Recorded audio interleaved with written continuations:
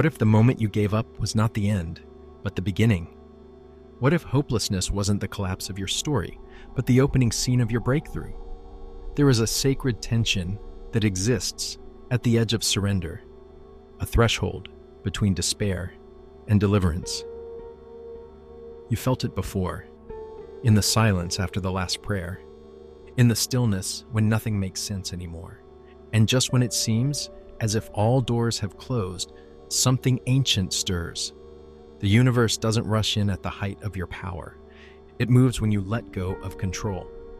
It waits for that raw, cracked open moment where you're no longer pretending to be strong, because now you're finally real, and what's real can be transformed. Hopelessness is not the collapse it appears to be. It is a sacred space, a threshold between what you try to control and what you were always meant to receive. After the introduction ends and the silence settles in, something shifts. Not out there, but inside you. You stop running. You stop grasping. And in that stillness, the sacred begins. The universe does not need your strength to move. It waits for your surrender, not the kind that's dramatic or performative, but the quiet yielding that happens when you can no longer pretend you have it all figured out. That's when something ancient begins to breathe through you. There is a spiritual intelligence in hopelessness that often goes unnoticed. You think you're broken, when in truth, you're being opened. You think you're falling apart, when really, the shell of what no longer serves you is dissolving. The weight you carried was never yours to bear, and now, in the absence of answers, a deeper answer is finally able to speak. Surrender is not weakness. It is the ultimate act of trust. It is the soul saying, I'm done trying to carry this alone. And in that whisper, the universe hears the loudest prayer you've ever spoken. The reason the universe delivers in hopelessness is because for the first time, you're not resisting. You're not strategizing or negotiating. You're not offering half faith wrapped in control. You've emptied yourself of your timing, your expectations, your logic. And in that emptiness, there's room for grace. The divine doesn't need a prepared path. It needs a receptive vessel. And nothing makes you more receptive than the collapse of what you thought was holding you together. The moment you stop demanding, why is this happening to me? And start whispering, help me see what I couldn't, is the moment new vision begins to rise. Surrender reveals that the most powerful transformation happens not when you're full of confidence, but when you're stripped of everything false. When you are finally real. When your tears have washed away the illusions. When the mask of control has fallen and only your bare humanity remains. That's the soil the universe waits for.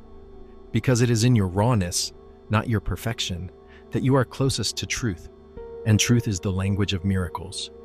When your soul says, I have nothing left, the universe replies, now I can begin. So if you're standing in that space right now, where nothing makes sense and the weight feels unbearable, know this. You are not being punished. You are being positioned. The surrender you're in is not a grave, it's a womb. Something is being formed in your helplessness that couldn't have emerged through effort. The breakthrough you've been praying for isn't ahead of you in the distance. It's underneath you, rising, just waiting for your grip to loosen.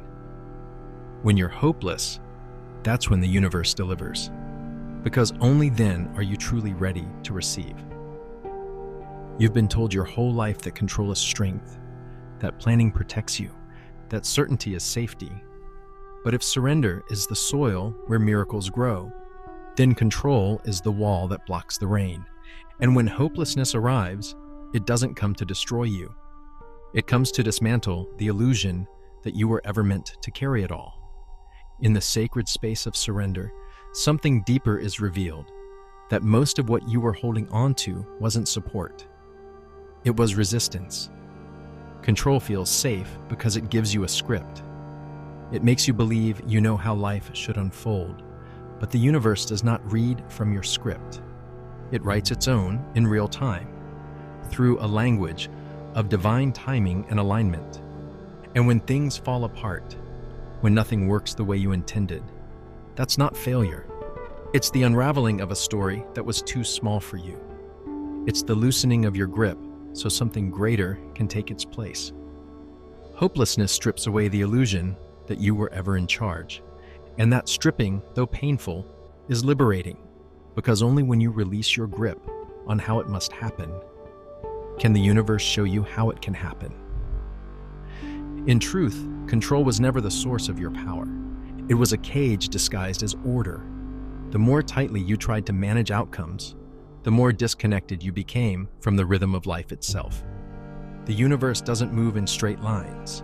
It spirals, it pauses, it flows, it surprises. When you're hopeless, it's often because your plans have collapsed. And in that space of collapse, the question echoes, what if there's something better than the plan? What if the delay, the detour, the closed door? What if all of it is an invitation to trust a higher path? You weren't meant to force your way through life. You were meant to co-create with something infinitely wiser than your logic. But co-creation requires surrender. It asks that you loosen your grip on the steering wheel and allow divine timing to lead. That doesn't mean becoming passive. It means becoming available.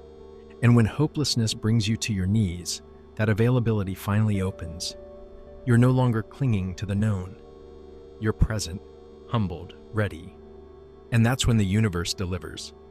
Not because you pushed, but because you finally made space to be carried. When the illusion of control finally shatters, you begin to see life for what it truly is. Not a straight line, but a series of interruptions that carry divine intelligence. It's tempting to view these interruptions as mistakes, unwanted, inconvenient detours that delay your dreams. But look closer, every interruption holds a pattern, and that pattern is not random, it is sacred. The breakdowns you thought were setbacks were actually sacred edits to your story.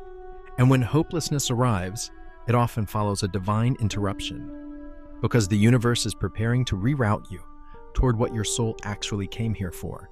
Sometimes the plan must be disrupted so your heart can awaken. A door closes, a relationship ends, a dream dissolves, and you're left in a space you never planned to stand in. That space, though painful, is where clarity begins. You weren't meant to follow the path of least resistance. You were meant to follow the path of highest alignment, and often alignment requires upheaval. Divine interruption is how the universe reclaims your attention when you've wandered too far into plans that no longer serve your evolution. Hopelessness is the emotional echo of a divine interruption. It rings in the soul, not to punish you, but to get your attention, to stop the noise of your assumptions, to break open the hardened patterns of expectation.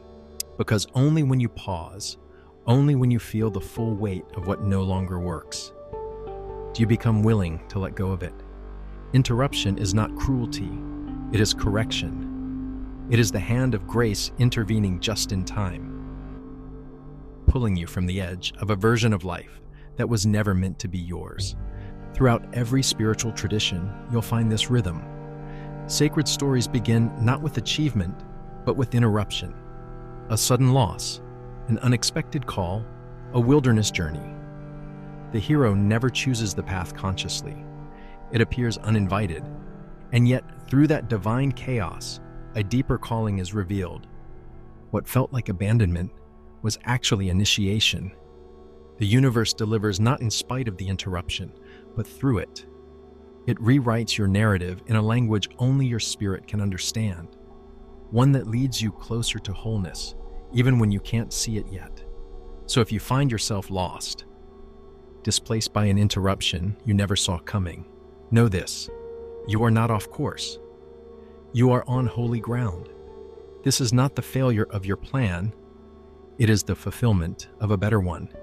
You may feel hopeless because the old structure is crumbling, but the new one is already forming beneath the surface. Divine interruptions are not accidents. They are invitations. And when you're hopeless, it's often because you've come to the edge of your own creation. And now the universe is ready to build something far greater. After the interruption, there is confusion, a fog, a liminal space where your old identity no longer fits, but the new one hasn't yet arrived. It's a silent kind of disorientation, the kind that makes you question everything. Nothing makes sense. The timeline has collapsed. Your efforts seem wasted, and all the meaning you once clung to slips quietly through your hands. And yet, this is precisely when the greatest shifts begin to unfold. Hopelessness doesn't mean you're abandoned. It means you're suspended between what was and what is becoming.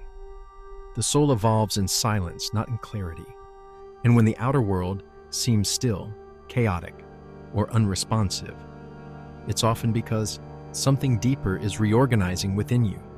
You don't see the roots growing in winter, but spring still comes. You don't hear the seed breaking open underground, but it's happening. And in the same way, when your life feels like it's unraveling with no direction, a greater pattern is moving beneath what the eyes can perceive. When you feel most lost, you are often being rerouted, not to what you wanted, but to what you are. In the absence of answers, your heart becomes teachable, not because you've gained more knowledge, but because the walls have fallen. You no longer demand a logical explanation. You begin to feel for truth instead of think it. This is where intuition sharpens, where grace enters quietly, and if you can stay present in that space, without rushing to fix or escape it, you'll begin to sense a shift. Subtle maybe, but real. Because when nothing makes sense, everything is shifting. And that shift is not against you. It is delivering you. Not out of hopelessness, but through it. When confusion has done its work, when everything you clung to has been stripped away and the fog still lingers, it's easy to assume you've been forgotten, that nothing is guiding you, that the silence means absence. But silence is not abandonment.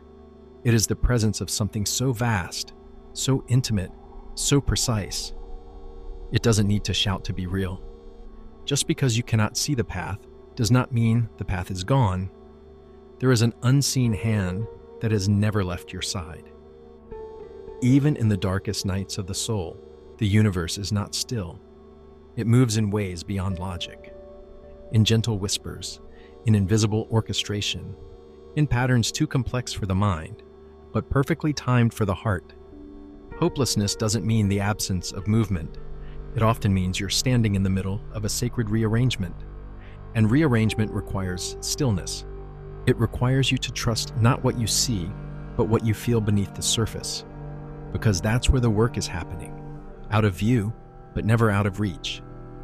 The unseen hand doesn't always rescue you from the storm. Sometimes it simply holds you steady within it. And that is the miracle. Not always that things change, but that you are changed, that you endure, that you soften without collapsing, that somehow, despite everything, you're still here, still breathing, still able to feel, even if what you feel is brokenness. And in that vulnerability, in that raw exposure, you become most open to divine deliverance, not because you earned it, but because you're finally aligned with it.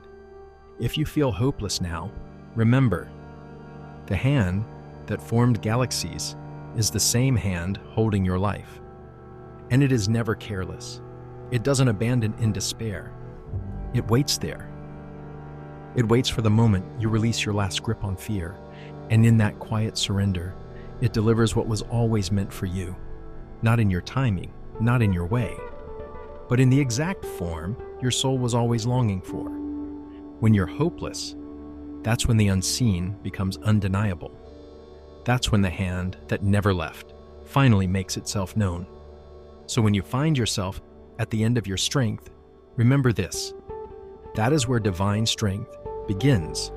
When you have nothing left, you finally make space for what can never run out. Hopelessness is not a void, it's a vessel. It's not the death of possibility. It's the soil from which miracles grow. The universe doesn't deliver when you're perfect. It delivers when you're open, when you surrendered every illusion of control, and made peace with the unknown. That's the doorway. That's the moment. That's when the real shift begins. And that's when the universe delivers not just what you wanted, but what your soul always needed. If this finds you in that threshold, you're among kindred minds at Awaken the Deep, where we practice surrender, trust, and alignment until grace has room to move. Stay with the stillness. Let the delivery meet you.